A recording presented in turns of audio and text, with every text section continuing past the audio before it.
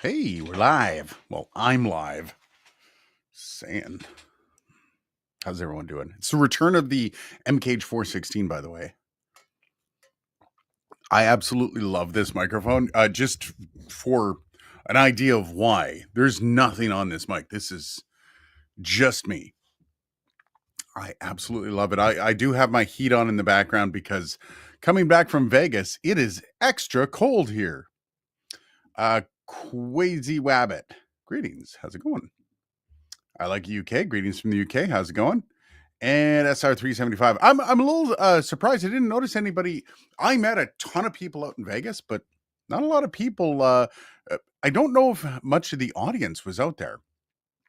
I was a little surprised. I thought I was going to get more people coming out. Let me turn my headphones down. It's awfully loud. That might actually be me too. Let me see here.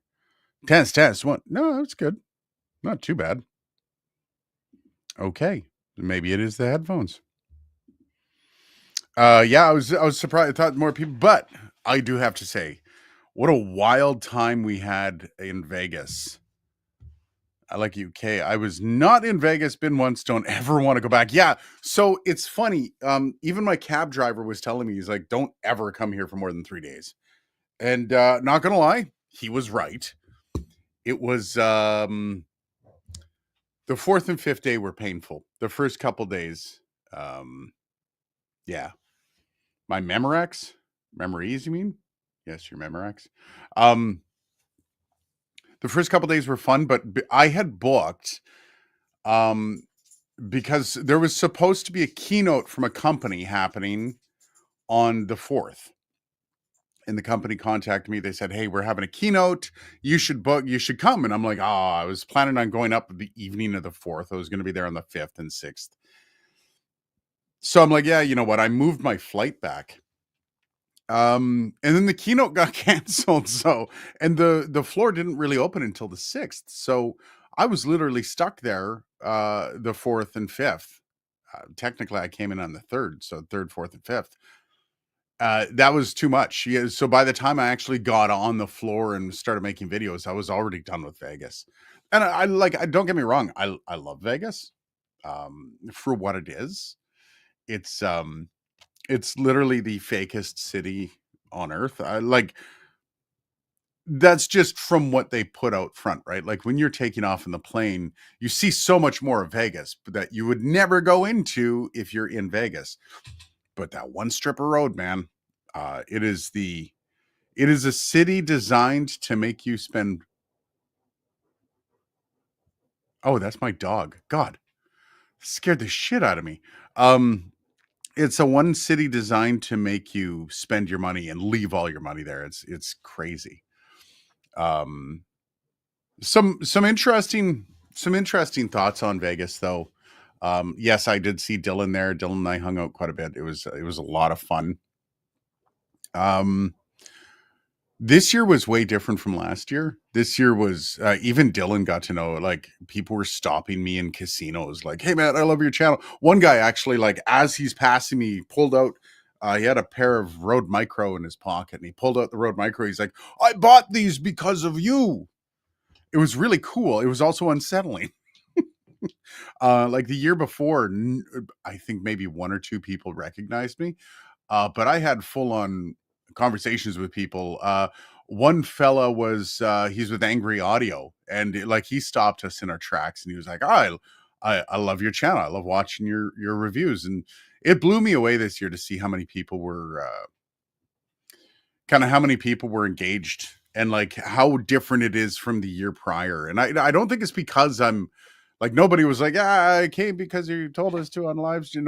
This is just, I think the channel's just grown to that point, and it's really cool to see. I really enjoy that.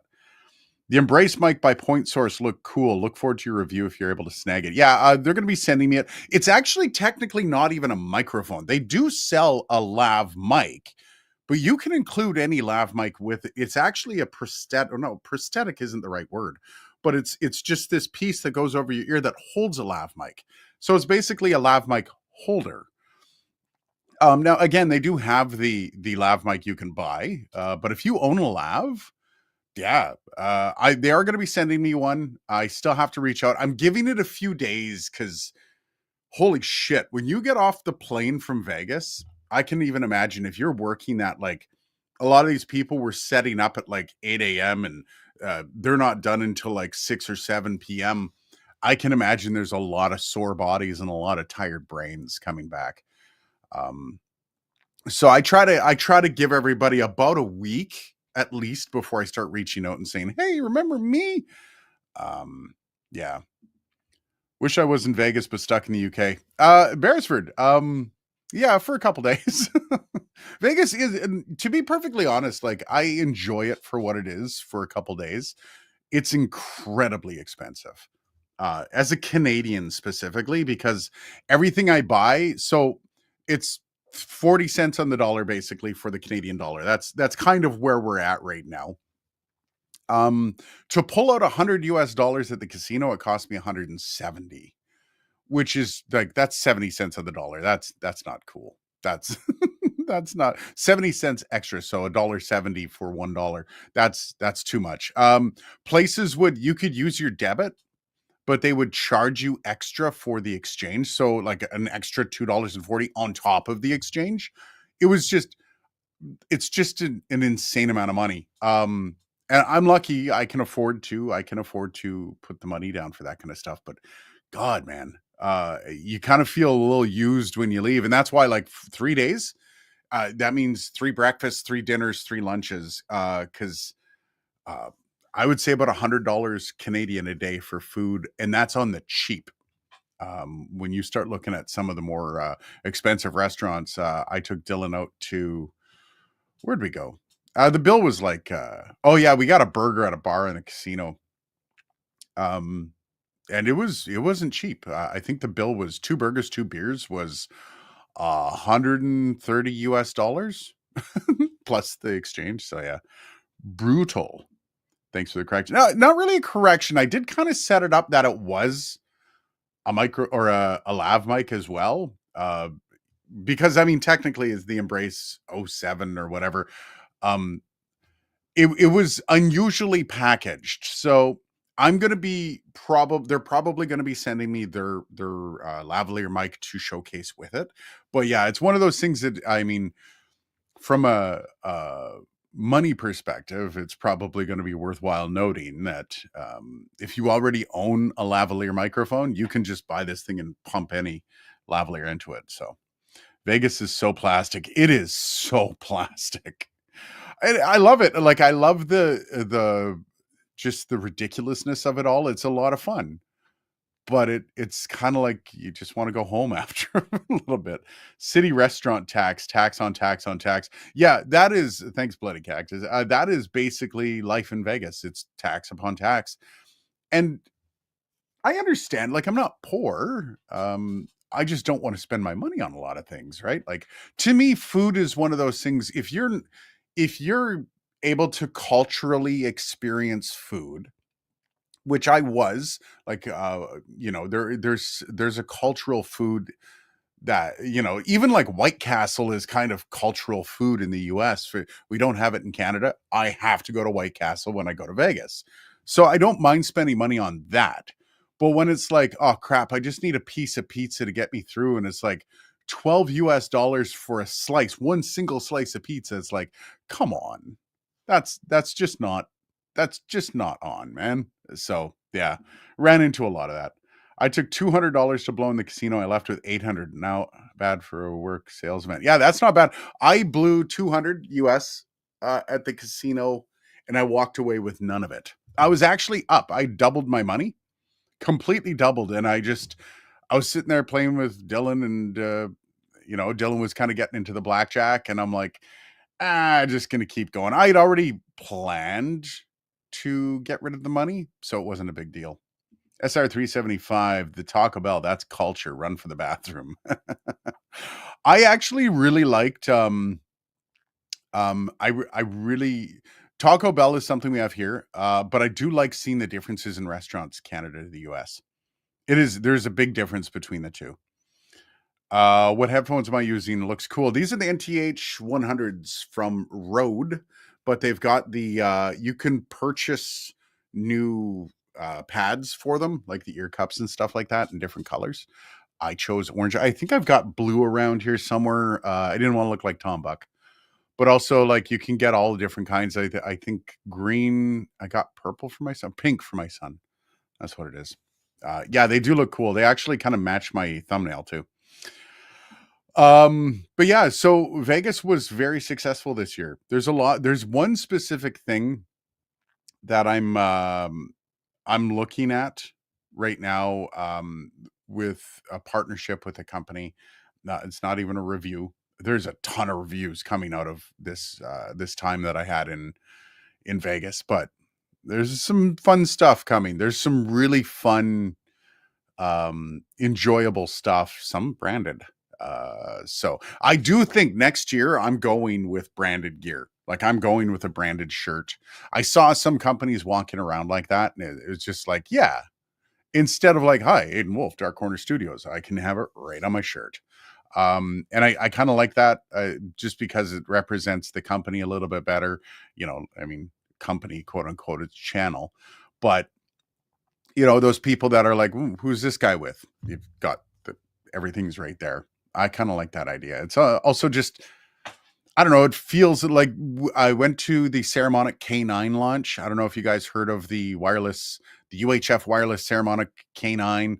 I've actually had a couple of them here for several weeks, waiting to get the review done. Long story on that, but I went there and I saw some quote unquote influencer, that they call them influencers, walking around with their name on their shirt, and I was like, that just looks good. I want that. So I think that's going to be cool. But yeah, there's some partnerships that are probably going to come out of this that I really love.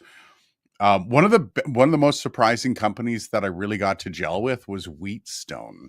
And if you're a broadcaster, you know what the name Wheatstone is.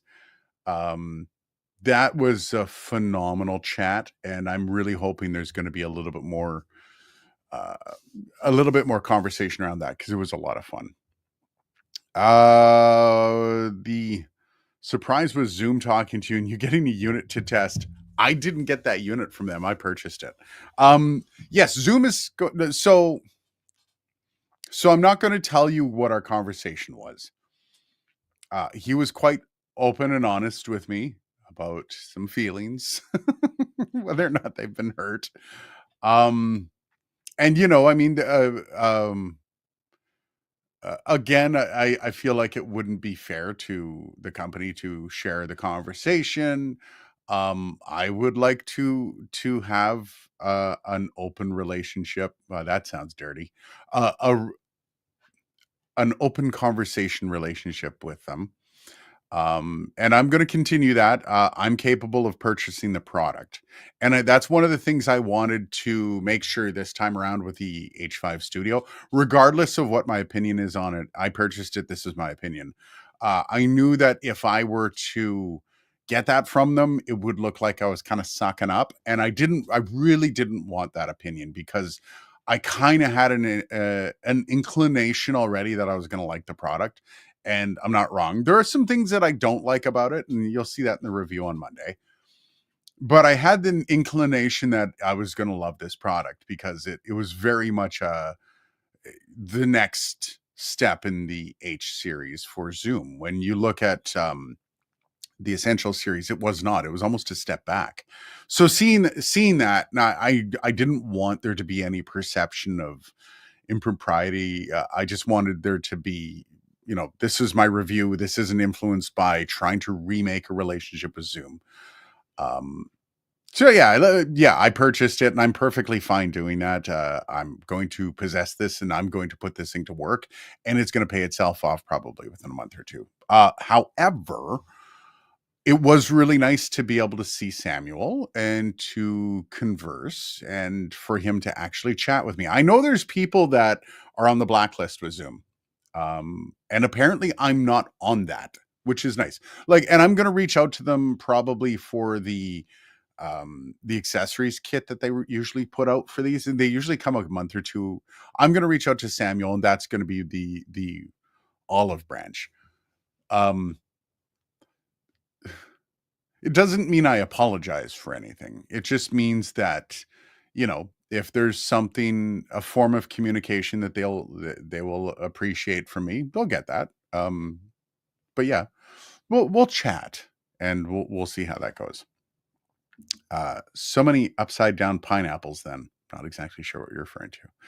Uh, but yeah, like Zoom was a big deal when I saw them there. It was I instantly, like, I was running over to them to get, because when you get there at first, the first thing you have to do is you have to go suss out videos. I knew about a few products before going, just because you get inundated with emails when you're press, when you're confirmed as press for the show, just the emails just like slam your inbox. So I knew a couple things, like the inner or the on-ear microphone from Embrace was one that I knew was there. But for the most part, you don't really know if companies are going to have a lot. And this year kind of sucked. This year didn't have as much at the show as I'd want to. And I think a lot of that comes down to companies not wanting to share space with their announcements. So, you know, and that's fair. Like, they don't want to, kind of get lost in the hubbub of what's happening at NAB.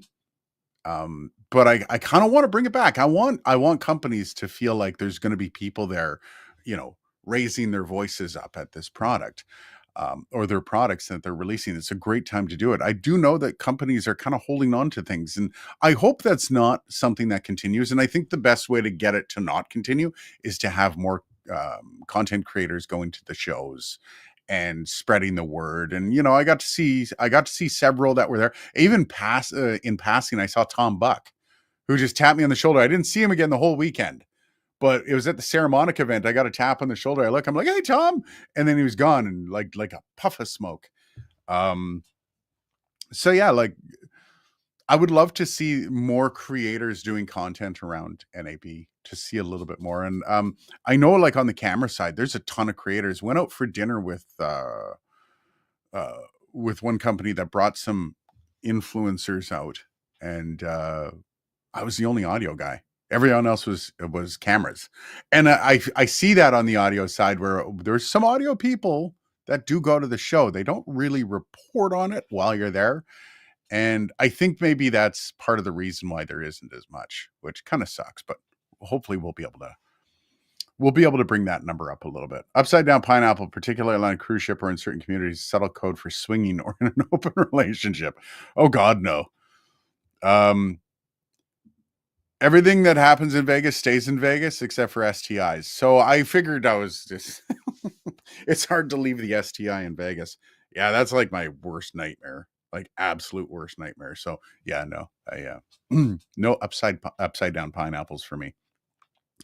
But so when you get to NAB, the first thing you do is you make a bolt for a round. Like, you plan an attack of the hall, and then all you do is walk around, introduce yourself. What do you got? Walk around, introduce yourself. What do you got? And then you kind of make a plan of attack of what you're going to be including in videos. And the first video, I had no idea. The second video, I really had no idea. And I knew I was meeting with Sennheiser for the MKH 416 50th anniversary. That thing was just like, throw something together. We need a video. So yeah, like, it was hard this year, because I think I did 30,000 steps the first day, like 28,000 the next day. And it's just because you're back and forth. And it wasn't until the third day of being on the floor that I noticed Shure was actually there. I'd walked past them like probably 40 or 50 times, and I didn't even see them. There's other brands that I know they were there. I just never saw them because they were like tucked into a little corner. So yeah, there's a lot of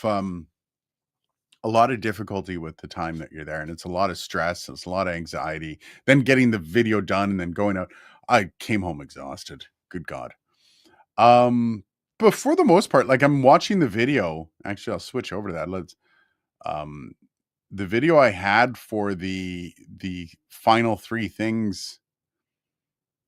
My God, the small finds. That's what it was called. is over 4,000 views. It's at 4,100. It's just a banger, man. People watching that. So 3,300 in the past 2 days, and that's not including its launch. Still got 45 views per hour, which just awesome. Just awesome to see. And this is why we go, right? This is one of the reasons I love going, is because it's just gives more of an opportunity for people to see me and me to see people. And yeah, I had some really fun chats with some people that stopped me to. There's one guy who's another content creator. He made me part of his live stream, and apparently I was dropping f bombs while I was part of his live stream, so he had to clean up the video a bit, which is fantastic. That's exactly who I am. But yeah, there was a lot of really cool people. So um any questions about products, hit me up, guys. The one thing I walked out of there excited for, the Embrace on ear thing. I ended up picking up this 416 from Sennheiser. I have a relationship with Sennheiser now, and that's probably the most exciting thing that I can say out of this is I got some of the EWDP, which are the wireless kit that Sennheiser does. And they let me bring them home because I wanted to do some comparisons with the Ceramonic K9 set. So, did Rode announce anything? No. Which I don't know if they're one of those companies that are pulling back from NAB and to try to kind of own their own date. And again, I don't necessarily blame companies for being like that and trying to protect their own space when they're making announcements. But yeah, they just kind of showed off the Rodecaster video, which is also fair because last year I know they had planned to launch the Rodecaster video at NAB and they didn't get a chance to because they held it back and it was released a couple months later. So I think they wanted to give it its due at an open floor show. So, but yeah, I mean, whether or not what's coming from Rode, then one thing with companies like that is they've got something in the works. They've always got something not necessarily ready to go, but they're cooking, right? You know that they're constantly putting something together. So, Zach, found your channel recently and doing some research on a handheld recorder. Interest in the H5 Studio versus the H5. That is the exact video I'm doing. Um, just for TLDR, the studio blows the H5 out of the water. Just I've actually got a short going up tomorrow. I've been on a content like tear, and I'm actually going to see how long I can keep this up for. Just really energized from NAB, but the difference in the noise between the H5 Studio and the H5 is monumental. And all I did was I put them both on 10. I sat them in front of me, and then I gained it up. I think it was 22 dB in post. And going back and forth between them it's unfair. And I noticed the H5 is still being sold. I'm like, why? Why would you resell? Why would you still sell that when the H5 Studio is out and only like $120 more? The H5 Studio is awesome. Again, I'll save some of the quirks and things that I don't like about it for the video.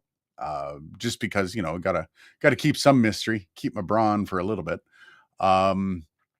But yeah, I'm really excited to see the rest of the studio lineup fill out. And this is kind of the vibe I wanted for last year's release. I'm actually like the fact that it took so long in between, which I should have known better because Zoom is known for that.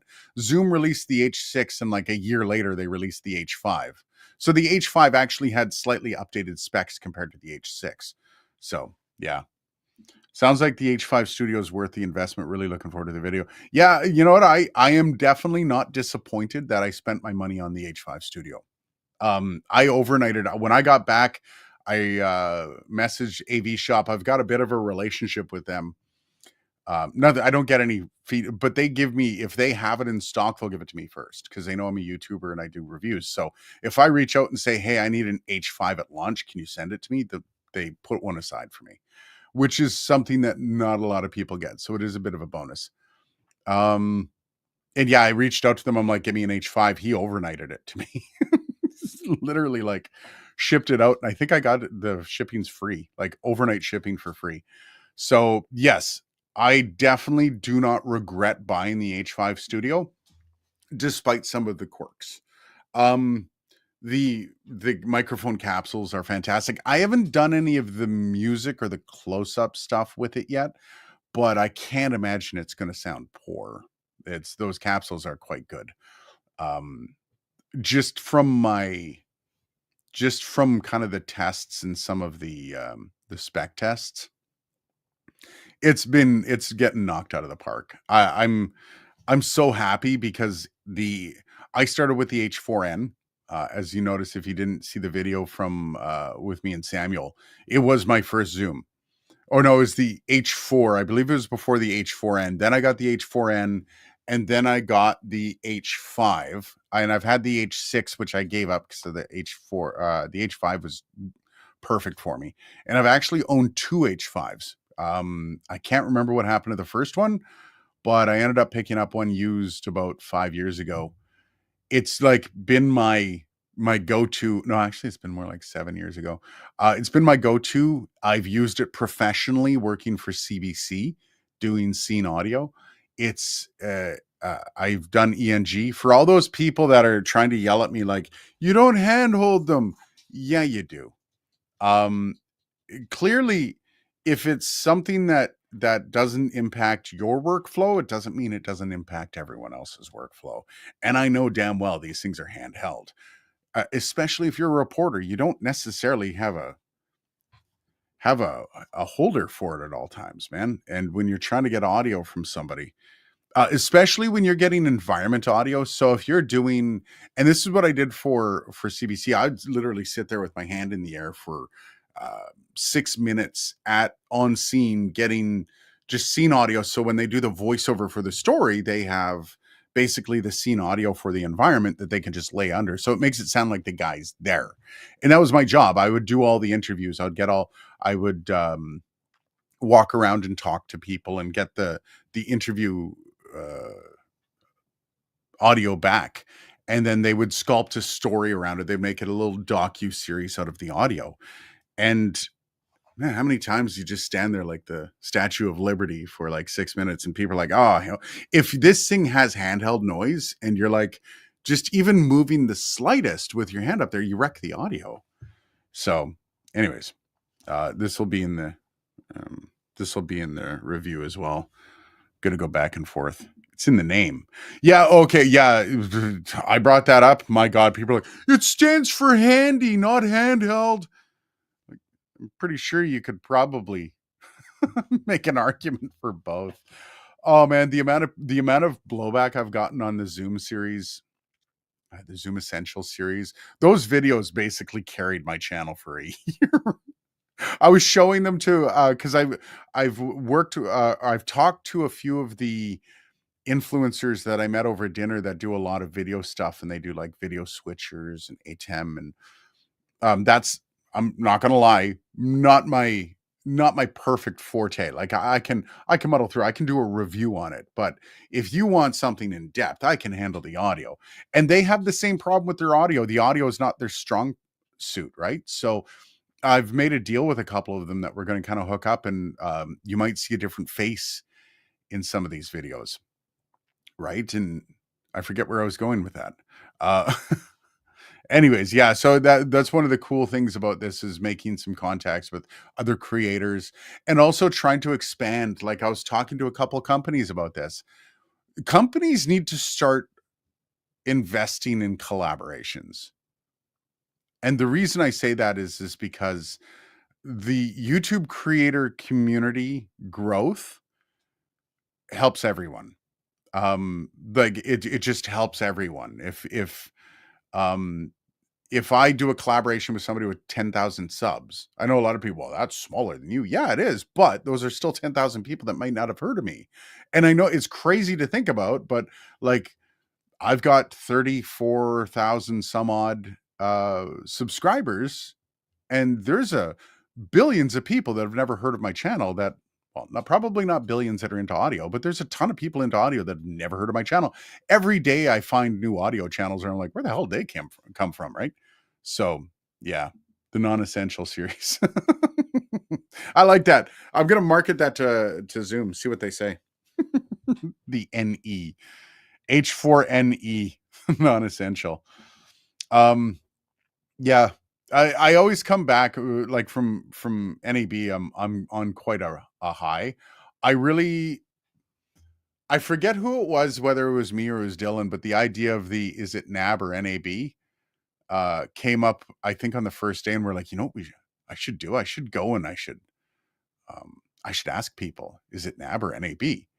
And I kept forgetting, but I got the big ones, right? I got the Curtis Judd, I got Harris Heller that was able to kind of chime in, which was fantastic. It was a lot of fun.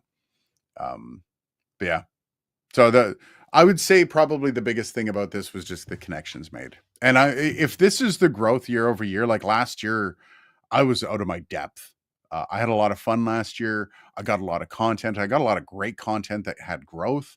This year, it just felt like it was like 10 times higher. So if this is the year over year growth, I can't wait till next year. It's a lot of fun. As for the products coming out of it for review, yeah, I think I even have Shure working with me. And I was talking about the Sennheiser stuff. Shure's possibly working with me, and they're usually pretty careful about who they send products to. I will say one thing though. Oh, Bob, it's okay, buddy. I will say one thing though. The overall and overarching theme from a lot of companies, and some that I would have never guessed, was we need to figure out how to podcast. Bloody Cactus. How we get to this? I thought it was interesting. The Hollyland Lark Max 2 is now 32-bit float. It'd be a nice upgrade from the M2s as long as they're cheaper than the new Rhodes wireless mics. You're right, Bloody Cactus. Holy crap, that was horrible. I had a problem with the Hollylands, and I'm hoping they send it to me because the ones that we put on to do the interview with just got annihilated in the 2.4 gig kind of environment there. Rhodes never did. Like, not once did I have any interference with the Rode ones. And it's probably a signal strength thing. I'm guessing it's a signal strength thing. When you look at the Hollyland, the little round things that we put on, they're so small. And I'm guessing there's like probably a signal issue between them that causes basically got overrun by all the other 2.4 gig stuff. Because you got to remember, it's not just other 2.4 gig wireless mics, it's also people's cell phones. It's there's so many devices that work on the 2.4. If it can't stand out and punch through everything else, I was kind of worrying when I got back the audio and I'm like, shit, we didn't record on board. And that's usually what you're supposed to do when you're using 2.4 is you record on board, so if you do drop out, you have all of the audio with you still.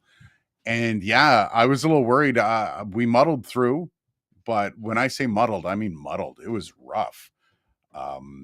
So that's one thing. I think part of my wireless testing, instead of doing the stupid stuff where you walk like 300 feet away, which is such a dumb test for wireless, because let's be honest, nobody uses this stuff at over like more than 5 meters. So as long as it can reach 5 meters, who cares?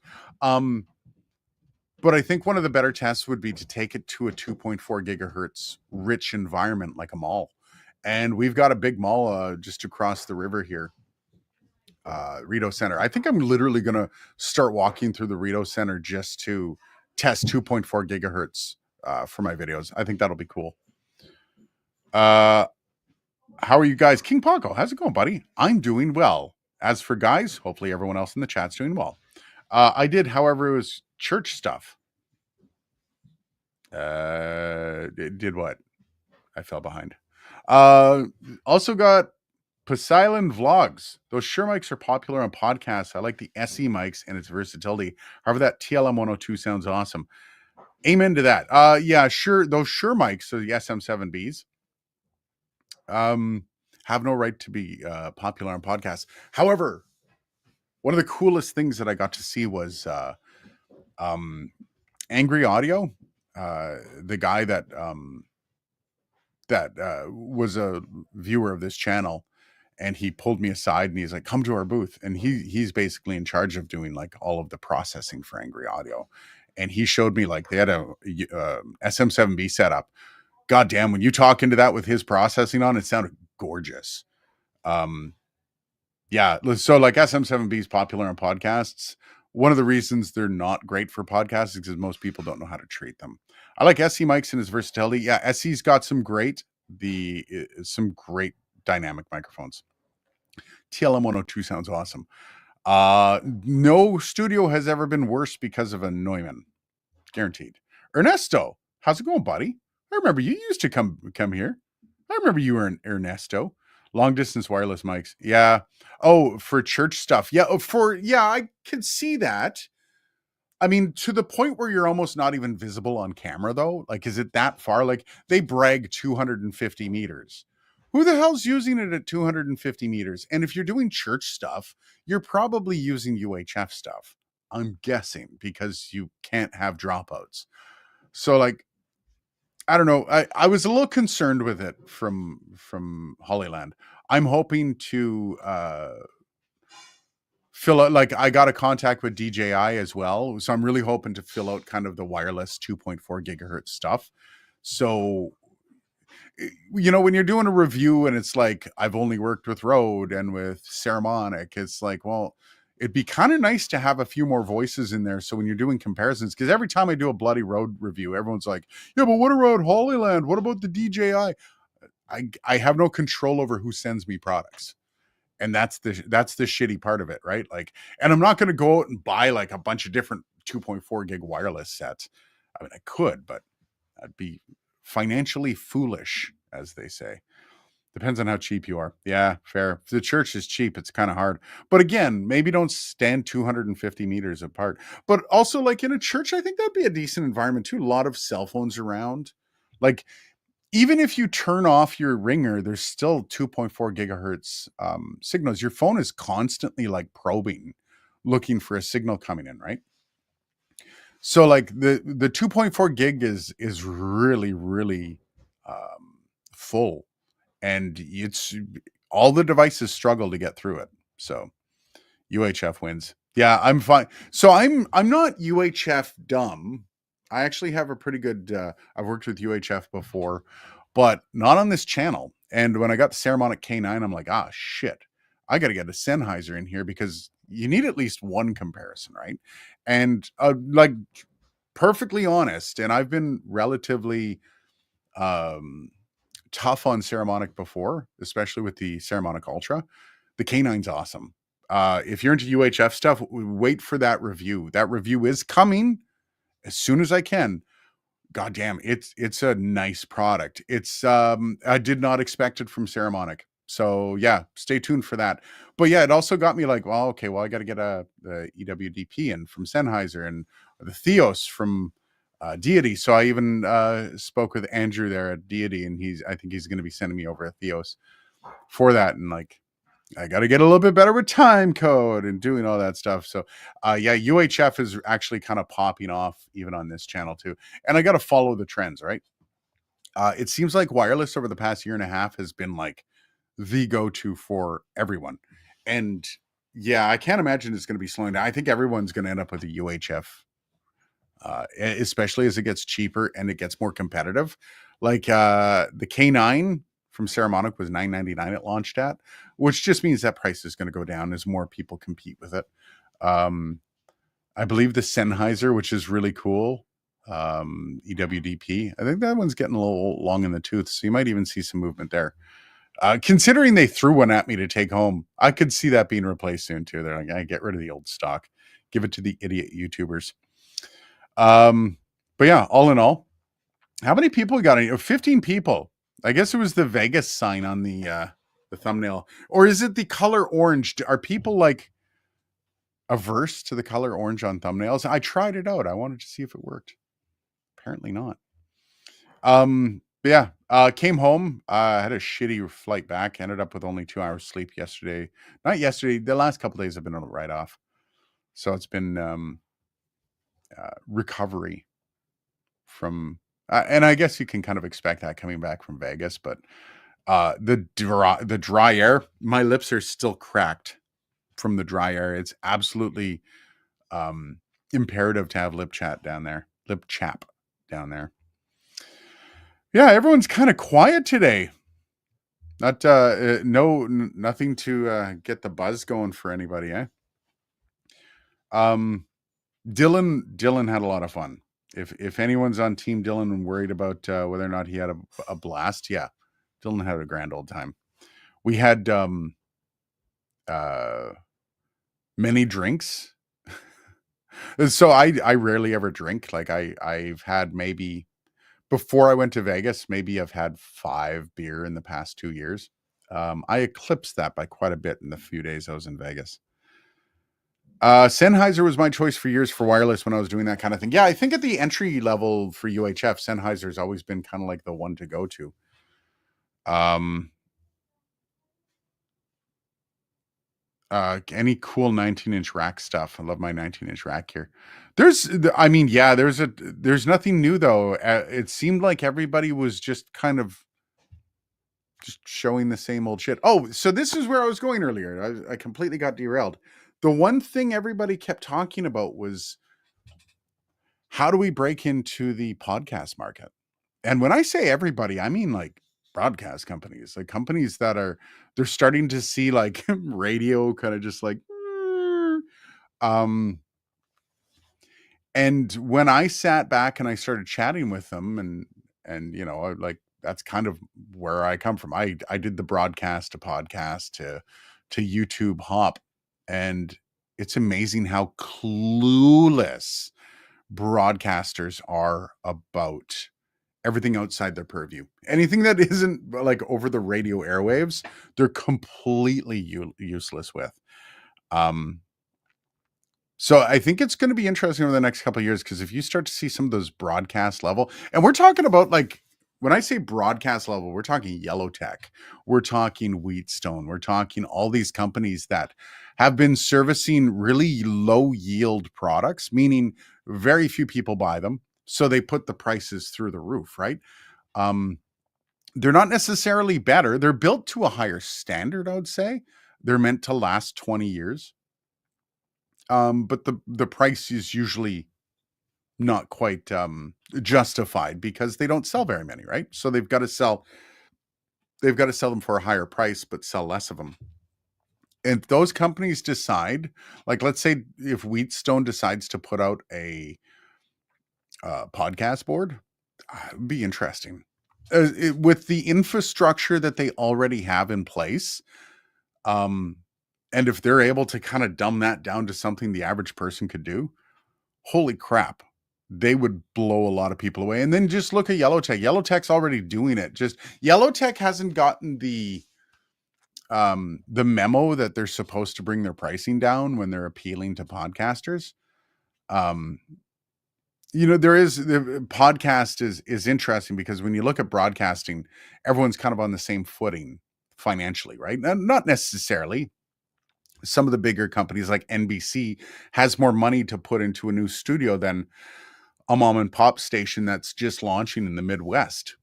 But with podcasters, I mean, you've got like the broke of the broke that are buying Moono stuff just to try to get their voices online. And then you've got the people that are like at the top of their field and they're basically running networks, right? Um, so you kind of got a hit in the middle there, kind of where something like what Rode has done. Like a lot of people look at Rode gear and like, oh, that's expensive. No, it ain't. Um, a $12,000 board from Wheatstone is expensive. And not to mention, that's just a controller. You got to get blades. You got to get the preamps. You got to get, so like, yeah, like a basic studio costing $100,000 in broadcast is expensive. Um, when that's the cheap basic one. Uh, when you see these companies start to kind of whittle it down, it's going to be really, really interesting. And when those companies are starting to see the unavoidable crash of their own industry, there's going to be a lot of soul searching on how to do this, which blows my mind in 2025. Podcasts have been around for like 20 years, give or take. And now they're just like, well, what is this new fandangled podcast thing? It's a broadcast, but there's no actual airwaves, guys. Rick on Mike, how's it going, buddy? It has been a brutal week this week. If you haven't noticed, I've put a video out every day for I think 6 days. Is that what it is? That where we're at here? Shit, I'm on the wrong thing. Let's see here. 1, 2, 3, 4, 5, 6. This will be 7 with the live stream. And then tomorrow will be 8 days straight that I've been putting out content. I've been putting out some shorts. Don't get mad at me. It has been necessary to get some shorts out because I'm trying to engage in different ways. Like with the unboxing of the H5 Studio, I don't want an unboxing in my video. I don't want to unbox it. I don't want to tell you what's in the box. I don't think that has a place in my reviews. My reviews. If other people want to do that, that's perfectly fine. It's part of their brand. For my reviews, I tend to spend less time on things. Like that kind of stuff. If you want to know if you should buy it, unboxing it isn't going to answer any of that. And that's where I came up with that perspective and I know a lot of people complained when I first started shortening my videos, but like, is unboxing it going to help you buy it? Is knowing what's inside this box, is that going to make you go, ooh, shit, I want to buy that? No, it shouldn't anyways. So I think part of that process of weeding things apart, I think I've kind of like cannibalized my own product enough where I'm like, okay, well, if I'm not going to unbox it in the video, maybe there is a type of the audience that wants to see the unboxing of stuff like this, and sure, let's do that. So I think doing some more like shorts of that kind of stuff is kind of where we're at. I think that's so don't be mad if you start seeing shorts on the channel and stuff like that. I want to start putting out more content. I wouldn't mind having a couple main videos a week. And this is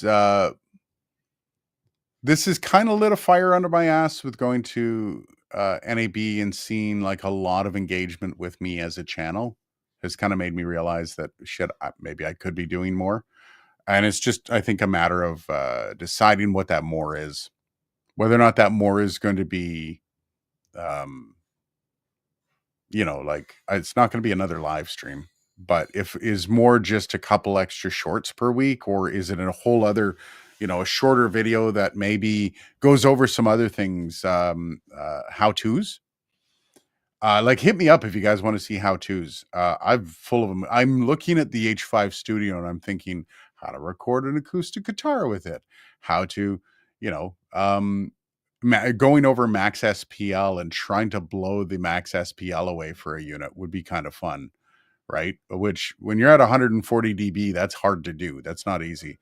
So, yeah, it's just exploring a little bit more of the kind of content we can do with these products and see if we can really mess things up. And my family's making a ton of noise in the background. Don't mind them. Other than that, not too much from this week, guys. It has been a brutal week. It has been an exhausting week. And I might be going to Amsterdam for IBC.